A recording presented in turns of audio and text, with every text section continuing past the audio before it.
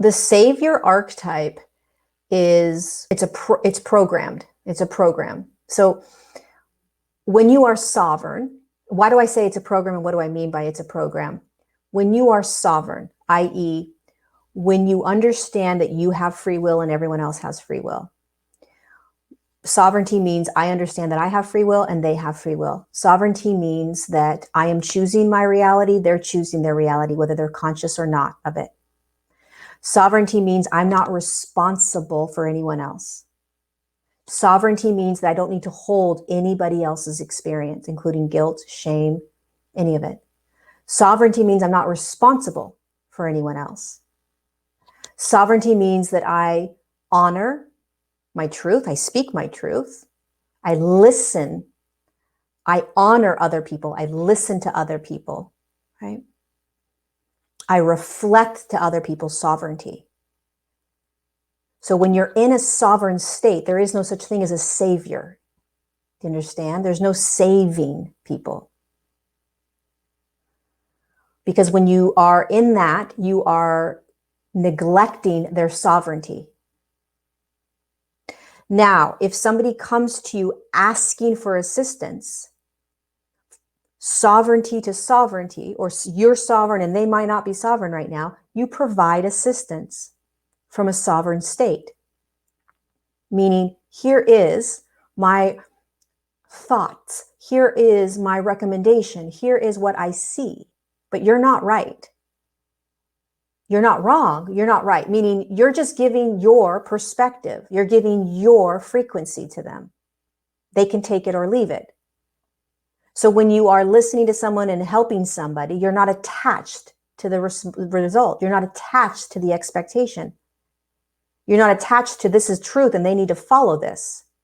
You're not attached to I'm absolutely right. And if they don't listen to me, they're going to go down the wrong path. The savior archetype is based on programming. Jesus never came to save anyone. He came to remind humanity of who they are. He came to remind humanity, not save anyone. Because when you're sovereign, and Jesus was sovereign, right? All ascended masters were sovereign. All humans have the ability to be sovereign because they are originally sovereign until they're pulled out of their sovereignty based on the programs that we live in. When you're sovereign, you understand that you're not saving anyone.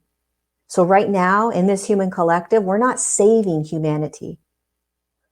We're reminding humanity of who they are. Sovereign, free, choice, not victims, etc., etc.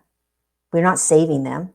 If you save someone, that means that they are helpless, that they're victims, that they need saving. Nobody needs saving. I mean, maybe children do. I take that back. Children need saving.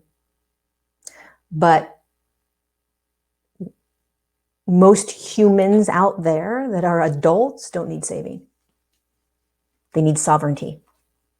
They need to step out of the fact that they need saving. Being saved and savior is a program. So you can help somebody if they're asking you for help, but you always want to bring it back to them. You see, one of the deep, deep programs that we live in is that we need others to tell us how to do, be, feel, and think, which is great. It helps, but it's a program, meaning that everything we need is within us. And when we get to that state and finally able to be that, then life becomes a lot easier. In the meantime, we're always searching outside for people to help us.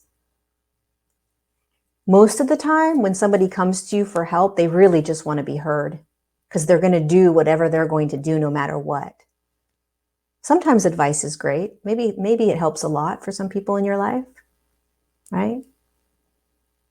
But advice is different than saving someone. If someone's asking for advice, you offer advice.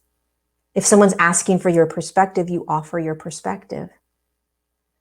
But if they're not asking for your advice, if they're not asking for your perspective, why are you giving it?